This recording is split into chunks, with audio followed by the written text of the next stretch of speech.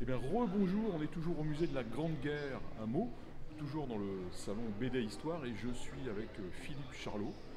Philippe, je commence par la question traditionnelle, c'est qui es-tu? Je m'appelle Philippe Charlot, je suis scénariste de bande dessinée et je suis de passage pour ce week-end au musée de la Grande Guerre, donc avec vous pour défendre ce livre qui est une adaptation du roman de Marc Dugas que Ah, tout le monde connaît. avant de parler de la BD, tu viens de faire une visite du musée, est-ce que tu as un sentiment, quelque chose à...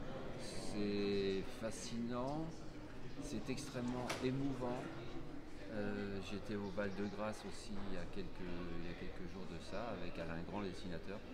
Ces lieux de mémoire sont bouleversants. On y rencontre des gens qui sont des passionnés, qui ont une connaissance tellement pointue de ces sujets. Ouais, c'est une très belle expérience. En plus de l'adaptation en elle-même, ce qu'on vit à la suite de la sortie du livre, c'est extrêmement fort. Alors, La Chambre des officiers, c'est un roman extrêmement connu, sorti à 1 million d'exemplaires, je crois, C'est ça. quand il est sorti. C'est de cet ordre-là, on va dire. Voilà. C'est aussi un film, pareil, extrêmement connu. Il n'y avait Oui. pas encore de bande dessinée. Comment tu t'es retrouvé à adapter un tel roman en bande dessinée? Alors c'est une proposition d'Hervé Richer, le directeur de collection de Grand Angle, euh, qui m'a contacté un jour avec cette offre qui émanait de lui et d'éditeurs chez Lattès. Je sais pas la genèse, je ne sais pas exactement. Je pense que c'est un accord qu'ils ont entre eux pour adapter certains romans.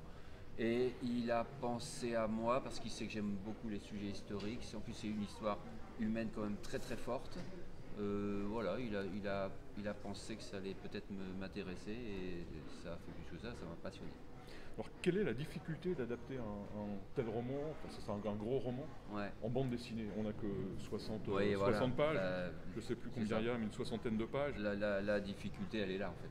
La difficulté, elle est là. Alors, heureusement, ce roman de Marc Duguin est quand même assez ramassé dans l'espace, puisqu'il se passe essentiellement dans cette fameuse chambre des officiers.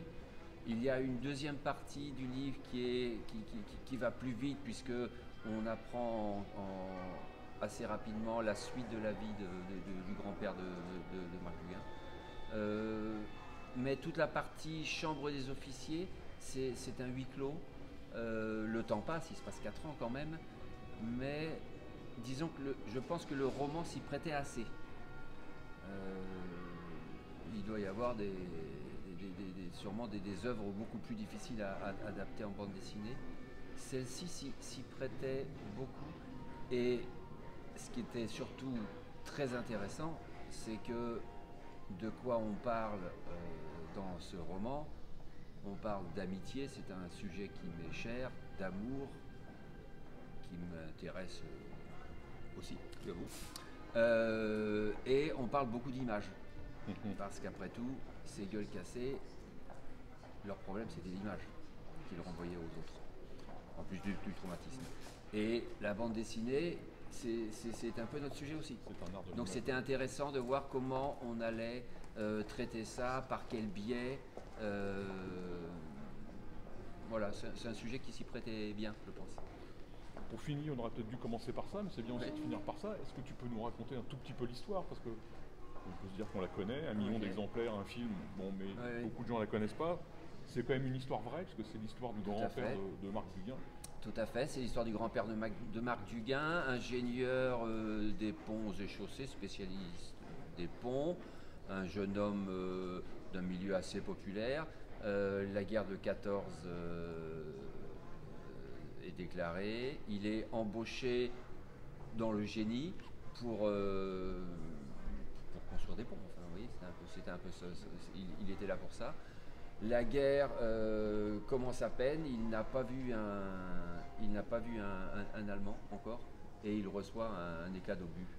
Ce qui fait que sa guerre, à lui, va se passer dans cette chambre des officiers. Il n'en verra jamais rien. si ce n'est les quatre murs et l'amitié de ses copains C'est ça, gueule cassée. ce qu'il envoie, c'est les gars qui reviennent du front et qui sont Exactement. défigurés, brûlés. Voilà. Et qui, eux, arrivent quand même avec la gloire du combattant, que lui n'aura pas connu. Voilà, psychologiquement, c'est passionnant ce que cet homme nous renvoie. C'est quoi la gloire? C'est ah, vous êtes un gueule cassé. D'ailleurs, à un moment, il y a son ancien employeur qui lui dit alors, les tranchées. Il dit non, lui, rien. Voilà, c'est fascinant. C'est fascinant, c'est un magnifique album, bien écrit, surtout dessiné avec beaucoup de cœur, j'allais dire, Oui, et de on a eu de la tripes chance. et de sang. Parce qu'on a trouvé Alain Grand, que je connaissais, donc j'ai pensé à lui tout de suite, qui lui a commencé sa vie professionnelle comme chirurgien dentiste. Donc voilà, il était un peu sensibilisé à ça. Il a été aussi chirurgien dentiste pendant son service militaire dans l'armée. Donc là, il était assez parfait et il a croisé dans ses études une gueule cassée qui venait régulièrement avec son dossier sous le bras se faire un peu se montrer auprès des jeunes chirurgiens pour montrer son cas, qui était quelqu'un d'apparemment très sympathique. Voilà, donc voilà, Alain c'était la personne qu'il fallait le bon endroit au bon moment. Exact. Donc le bon moment, c'est aussi, on passe un bon moment. La transition est nulle, mais je résiste pas. Non, mais il faut en passer par là.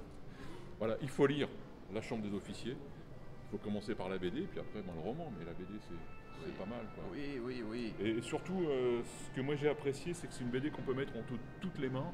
Et voilà, c'est adapté aussi au jeune public, et je trouve que c'est bien. On a fait attention. Alors, on a fait attention d'être dans le ton du livre de Marc Duguin, c'est-à-dire un chat est un chat, on dit les choses comme elles sont, on n'a pas édulcoré, mais on a quand même fait attention de pouvoir être lu par les plus jeunes d'entre nous, bien sûr.